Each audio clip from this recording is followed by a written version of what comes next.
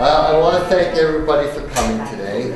I'm Ray Gooley, I do the safety. This is our manager from Raleigh Light, Dan Folding. And in the audience is Bob Murray. He's one of our light commissioners. And I just want to share something with you. Many years ago, Bob and I did one of the first safety programs on cable television. So that's how far back we go doing all this. And Janet was our producer. Janet was the producer. It was the Bob and Ray show. Yes. So, yeah. Hey, you like that? I did. But one of the things I want to get into, and you hear a lot of different questions on the industry, rates, and all of that stuff. So we'll hit the first question is, I'm going to ask Dan, are your rates in Raleigh going to be going up? Yes. Whoa, who said that?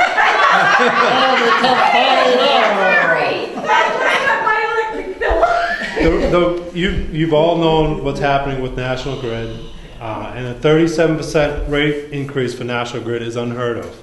It's something that hasn't happened in, as long as I've been keeping records. Raleigh will not be going up 37%, not even close. We're in the middle of a cost of service study, rate study, which is almost complete. We're looking at maybe 4 to 5% increase, that's all. Which is, I don't have the figures in front of me, but it's a very slight increase in everybody's bills. The bill structure will change a little bit, so if you have any questions, and that's another thing, we're here for you. If you need to call any questions about the bill, please give us a call. And this probably won't happen till probably March. You might see, a new bill come in the mail. But not until then. So the winter time should be all set. We won't have any increases through the winter. That's a good thing. Yeah. First things I want people to understand is this. There's many reasons for rate increases. Is how we make electricity. That's called generation. A lot of the places where we used to make electricity, they've shut down, correct? We've lost a lot of power plants. A lot of power plants. And when these power plants shut down, we have to find new ways to replace the power and go out. They were trying to get a pipeline in the state with natural gas. That's been met with a lot of resistance. So what we have to do, and the industry does, it's like going shopping. Raleigh does not have its own power plant like many communities. They have to go online and and buy from different generation plants. So which makes it more difficult to look for. Whereabouts do you buy your power from, Dan? A number of different places. We buy some wind power, we buy some hydropower. About 13% of what we buy in the open market is renewable energy, which is hydro and wind. We currently don't buy any solar right now. There's another story behind that, but right now it's about 13% renewable, and the rest of it is purchased through regular contracts with different generators. So when the power comes in through transmission lines, that's like the big highways, 495, Mass Pike, it's carried over those big transmission lines, then it's brought into your substation. And where's the substation in Raleigh, Dan? Daniels Road. And the power is broken down and then sent overhead or underground into our homes. And this is where Raleigh Light takes over, from the substation to the overhead poles into underground. And how do you maintain the system, Dan? How do we maintain it? Yeah. Very well. Very well. Yeah. Yeah, I know. Very well. We have a crew of guys that are outstanding. They're there every day. We constantly do capital improvements to the system to try and maintain the system to be reliable to our customers. Big thing is tree trimming. Do a lot of tree trimming, replacing poles. They say water and electricity don't mix. Well, tree limbs and power lines overhead don't mix. And that's the one thing sometimes people get upset. Why do you always have to trim the trees? We like trees. We're not against trees. But when the limbs start to get up near the power lines, people want their electricity to be reliable. So we have to take certain steps. One of the big steps is tree trimming over the years. And when you have the overhead, we trim all that. And then there's something that's very important, is all the underground. And we don't like to cover this. Anytime you have to do any digging, anything in the ground, by law, you have to call DigSafe. Now, people say to me, how about like I put a mailbox in? Anything you go to put a shovel or a spade in, call DigSafe. It's the law, 811. The most important thing you have to understand, it's free. I know seniors love that term, but it is free. and they'll come out and they'll mark it. And that is so important because people think, oh, aren't these gas mains so many inches, so many feet? We don't know. We don't have x-ray vision. Over the years, the ground will erode, sink down, and all of a sudden you can hit a gas main, electric or water, anything like that. So remember, it's the law. Anything in the ground simply called dig safe. Now, a few things I want to understand is snow and ice. There is no safety coating on our power lines. In 2008, we had a tremendous ice storm. Bob made me this over 20-something years ago. Waste not, want not, right, Robert? Right. But one of our things is the service wire. Now, people always say, oh, if there's snow and ice on it. Now, this is a sample, so we'd always have, I can use bare hands. Anything to do with any power lines, any wires, don't go out and try and hit the snow and ice off with shovels. I know we laugh. Not a good idea. No, but we've had accidents.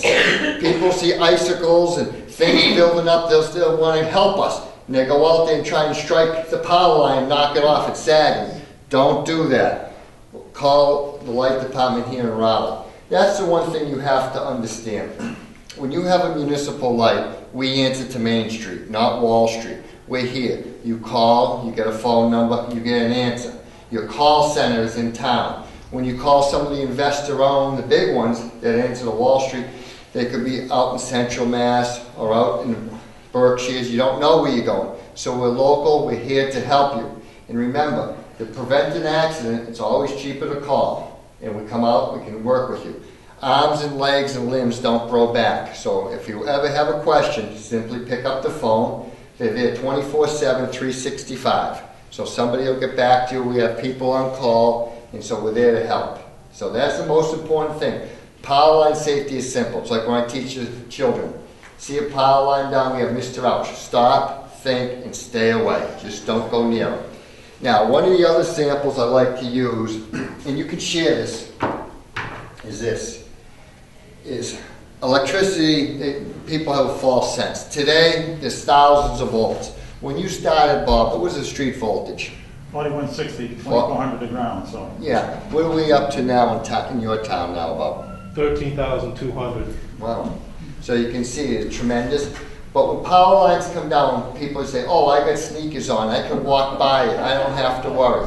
Electricity is called high voltage. It's dangerous. We have to respect it. In the home, we can put coatings on wires and things like that. It's not high voltage. It's still dangerous. Low voltage doesn't mean low danger. We have to respect it. So, but outside, people say, oh, I don't have to worry. My sneakers are made of rubber. I can walk around it. Don't go near it. It's the same thing with automobiles. You see a wire on the ground, don't drive over it. Stop, and if you can, turn around and call 911.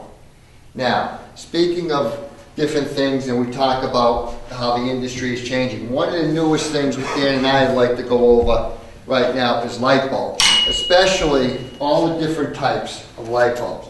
And we're going to do a little demonstration here. And I want to show you this one right here is the conventional Thomas Edison light bulb. Okay, 60 watts, this is what we use. It's about $8 a year to run, if it lasts that long. Now, you want to show them with the soft white one. This is the LED. This has no mercury in it. It's nice.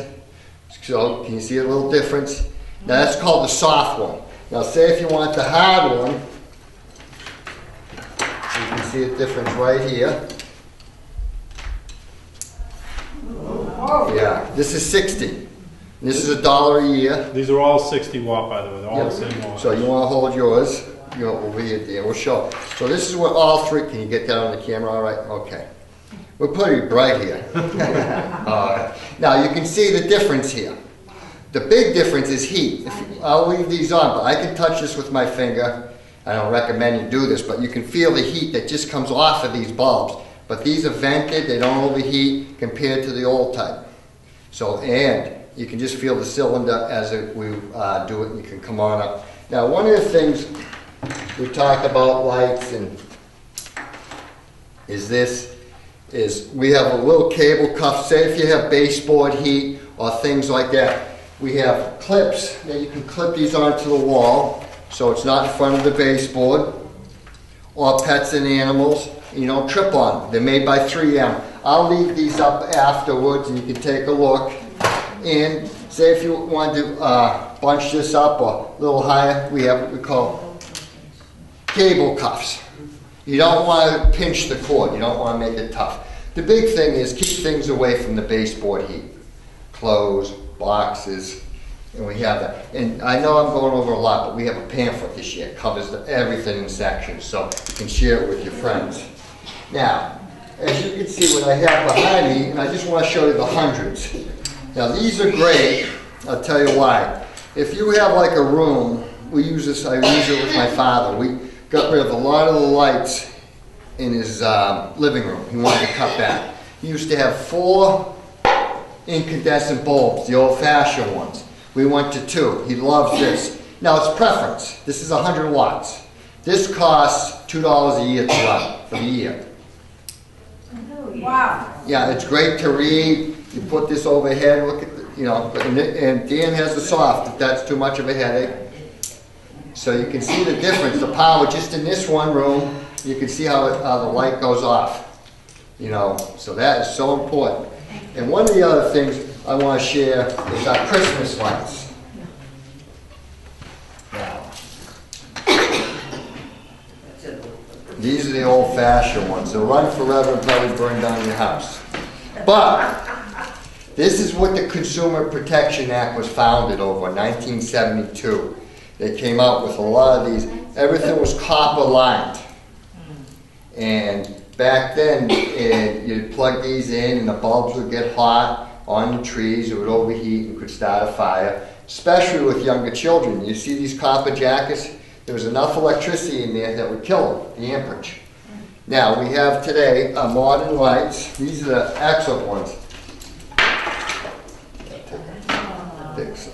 You can see the difference. Now, the thing you have to understand is overloaded outlets. You say, geez, we got all of this stuff plugged in. Well, you see, all of this plugged in. We use every single one of those outlets here. Now, the most this can hold is 15 amps. That's the maximum amount of power. Right here, we have 1, 2, 3, 4, 5, 6 things plugged in. You know what the total amperage is? 5. It's 405, call it 5. That's it. This is how little electricity it uses. And people will always want to know that, how many things plugged in. What you have to do is when you buy something, and this is the #1 cause of fires last year, was the space heater into the power strip. Okay. Sometimes our circuit breaker would shut off for the fuse, then you have to unplug things and reset it. Sometimes it doesn't. I know a lot of times with seniors and we say, oh, it's cold and they want to put this near us. This is not permanent heat. What you have to understand with the space heater is very important. Space heaters need space. Do not bring this into your bedroom at night. If you fall asleep, it can overheat and start a fire. When you leave the room, always turn it off and unplug it. You should only plug it into one outlet, never into the power strip.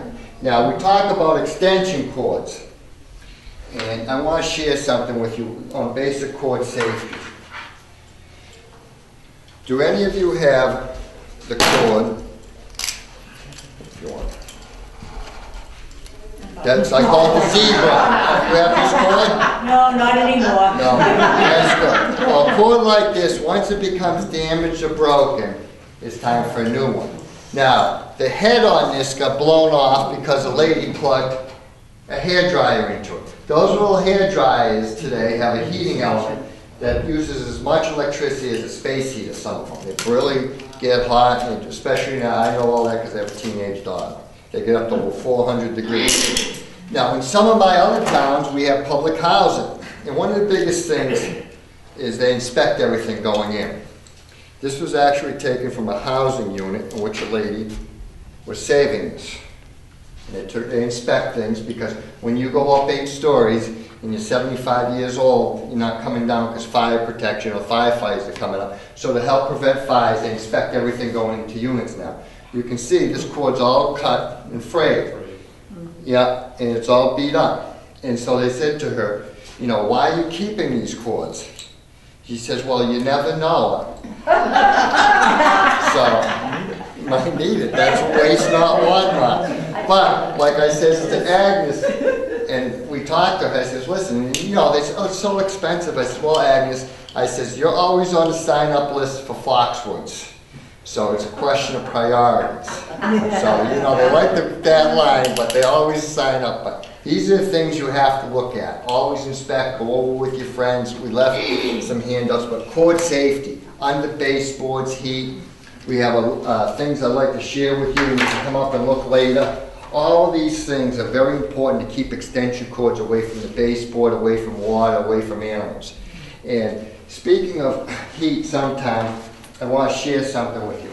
We're getting into winter, and everybody's looking, conservation now is big, but especially cost. This you can put over your windows and use a hairdryer. Now, the hairdryer cord, extension cord, you'll have to use a heavy duty. You can't use a light one. That's how much electricity it has.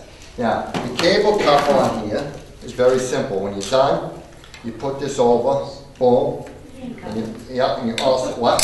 Looks like a handcuff. Well, these are good for grandchildren that don't behave and come over. You like that. So, boom, you lock it on, and you're all set. Then, of course, safety caps, they also help with drafts.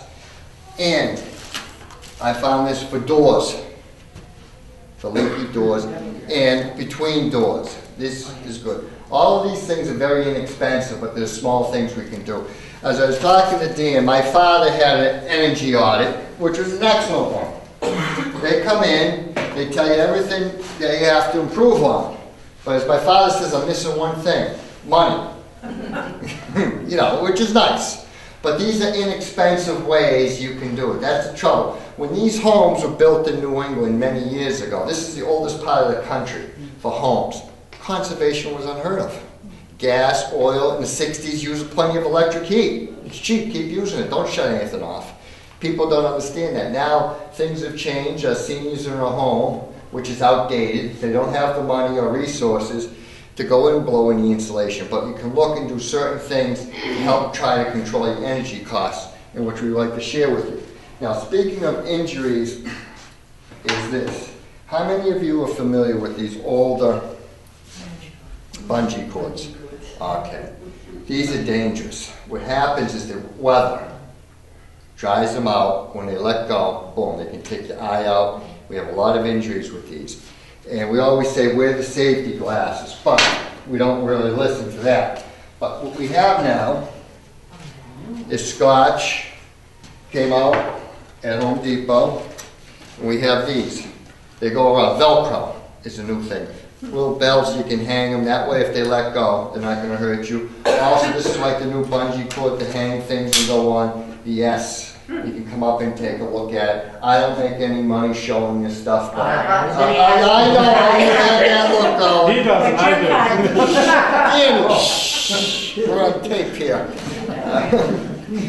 See my car, it's deals from the trunk. No, but this is the thing, so I just want to share with you. You know, you don't know what to get your son or whatever. Get him some of these things because they're very inexpensive, but they're handy to have. All right, all this stuff I'm showing you is under $10, so which is pretty good. Then I want to share something with you. Is this, which is important, is how many of you use the icy hot at Bengay? Any of you? Now you get a little personal here. I didn't ask for what. You don't have to raise it. We all have aches and pains, but we're not going to talk about them. Well, the only reason is you can use it. But do not put this on and then put the heating pad on. You can catch on fire. I'm getting to that. I know some of you are hot stuff, but it'll be really hot when you climb under that. But yeah, but no, anything that gets too hot, and it's on here in very small print. Yeah. Never do that. Yeah, you have to be careful. You can get seriously burned, especially as we age, the skin gets thinner. And what happens is, that's when it heats up. So if you have this, you can use it.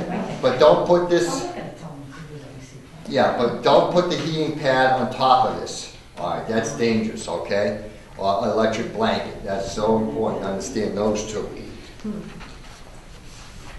Now moving on, I just want to share with you a couple of things.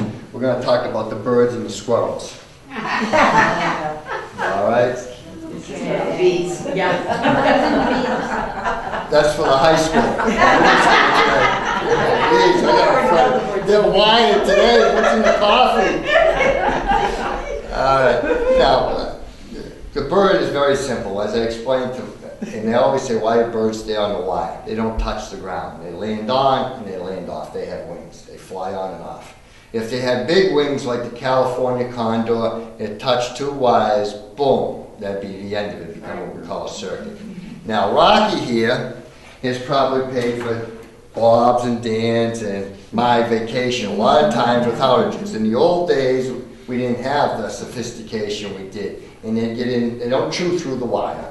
They used to get into our hardware, cutouts, things like that. Bzz, power would go out and we'd have to come and fix it. So this is what bigger culprit is what we have is a squirrel. So that is so important to understand. Squirrels cause a lot of our outages. Not only does the weather, but sometimes Rocky gets up there and they start running, gets on the wires and into the hardware, and then we have to respond.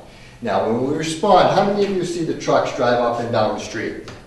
That's called patrolling the line. A lot of times people used to call in and say, why do they keep driving up and down? Well, we have to make sure all the wires are still in the air, there's nothing on the ground. So that's a big question. And the other one, which we ran into this summer, is in a lightning storm. We know the power's out, but who can tell me why we can't go up in a bucket in a lightning storm? There you go. Yeah. We're not, we're not made of rubber. The men and women, the line professionals, are not made of rubber. We know the power's up, but we have to wait 30 minutes from the last lightning strike because we want to be safe too. We understand your power's out, but we're not going to climb up in the middle of the lightning storm and return power. So we have safety. Safety is very important not only to you, but also to the line professionals, the men and women that work with it every day. And Dan, you could probably say, Dan grew up in the industry, how it's changed over the years a lot. It's changed. Regulations have changed. The guys today are required to wear a lot more personal protective clothing than they ever were before. They are required to wear flame retardant clothing just in case there is an accident. So the industry has changed tremendously over the years, and that's just because linemen used to die in the line of duty.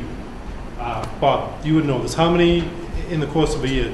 5, 10 in the course of a year? Yeah. Now it's reduced substantially because of the new regulations that we have. It is a dangerous job, but they do make changes to the industry just to keep the guys safe. One of the things I want to go over, and Dan was instrumental in this, is because Dan worked his way up. I started when I was in college working for a local light department, but the term lineman is not really politically correct anymore. We've changed. We're line professionals. We have men and women. But we go through, when I trained, there was no formal school. It was what we used to call on the job. Now, when the line professional starts off, we have a centralized training area. Where's that? In Littleton, Mass. Yeah. So it's close. So, like, say if I lived in Raleigh, I trained with guys from Taunton. I trained from guys from all around the state. And what happens is, this is so important. We get to know the camaraderie, but we get to know everybody's system. We get to know what goes on. We become friends.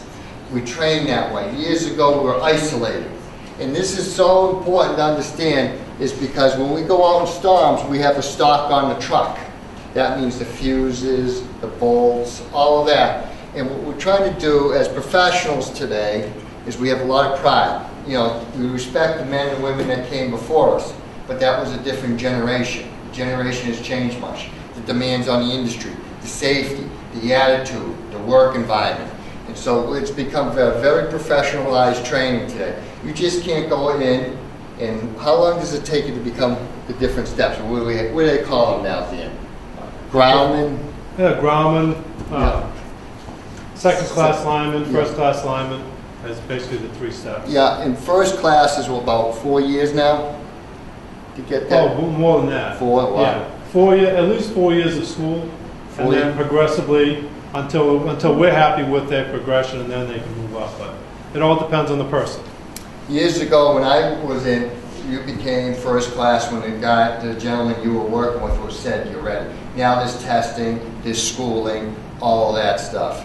So that's so important to understand. That's why we say when we go out, the men and women we work with are very professional today on what we do, because we have to stay safe, we want you to stay safe, and we want to keep your power on. So that's changed tremendously. It's just like what I want to show you. We're going to be passing out, everybody's going to get, we got a couple new types of flashlights. But just to show you, this is what the flashlight used to look like. This is the old conventional one. Okay, I'll put it up on the wall. Okay. This is what they were. This is what we have today. We got this. Okay. Now, Dan and I, he sends me out. This is the new one. You get a choice. It has the magnet.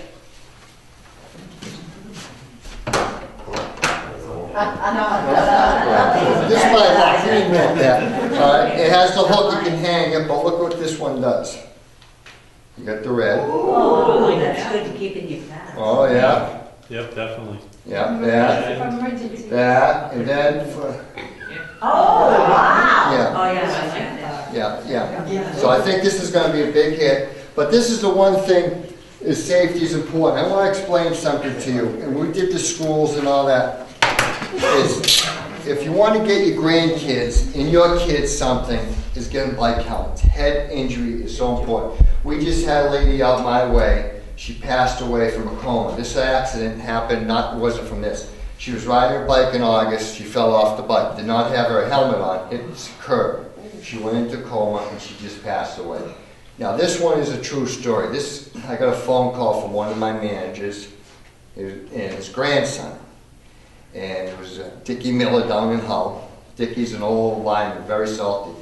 I got a call, hey Ray. I said, yes Dickie. I got to tell you, my grandson had the Mr. Ouch program. He listened.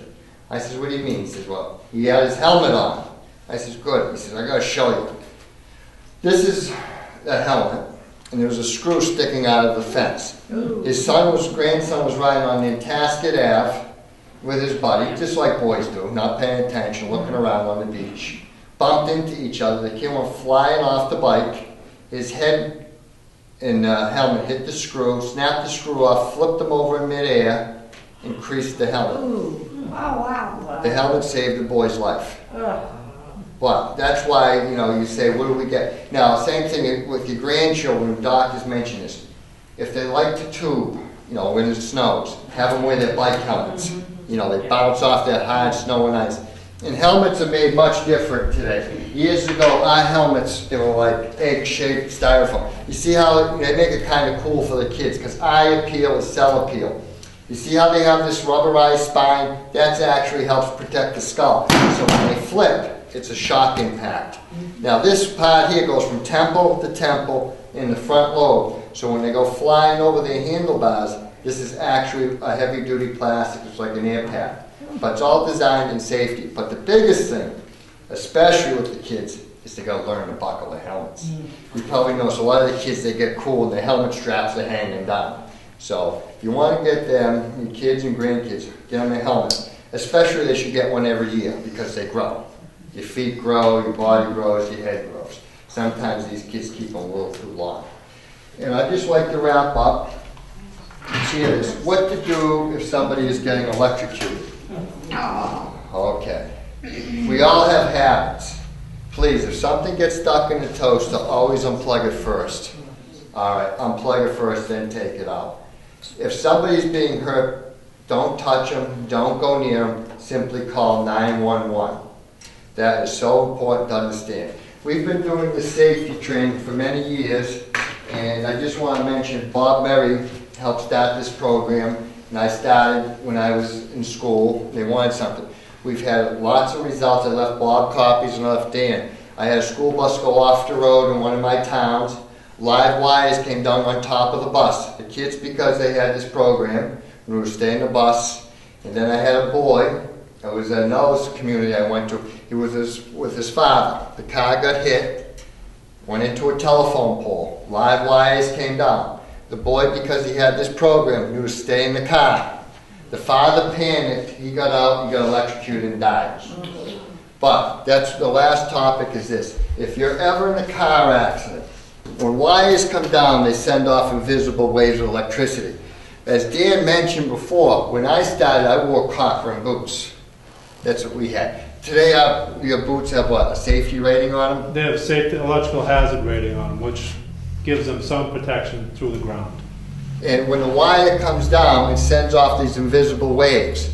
That's why we stay away. So if you're ever in a car accident and you hit a pole, stay in there, stay put, you're safe. You can use your cell phone to call for help. The only time you should get out, and which is rare, if it's on fire, open up the door, you keep both feet together, cross your arms, jump up, land with both feet. That's only if it's on fire, which is very rare, but I have to cover it, and shuffle, heel to toe, 2 telephone poles away. The reason why you shuffle is because if you go to walk or run, you're going to go into those 2 zones and you'll get hurt. But that is rare it catches on fire, but I must cover that. Most of the time, we're going to the store, we hit a patch of ice, or somebody's texting in front, and they come into our lane and we swerve. You know, people say, well, I don't text. Well, you might not, but there's a good chance that somebody coming at you is, the road's going this way, they're coming that way, and you swerve, and boom. So we always have to be aware. Do we have any questions? I'd like to cover anything.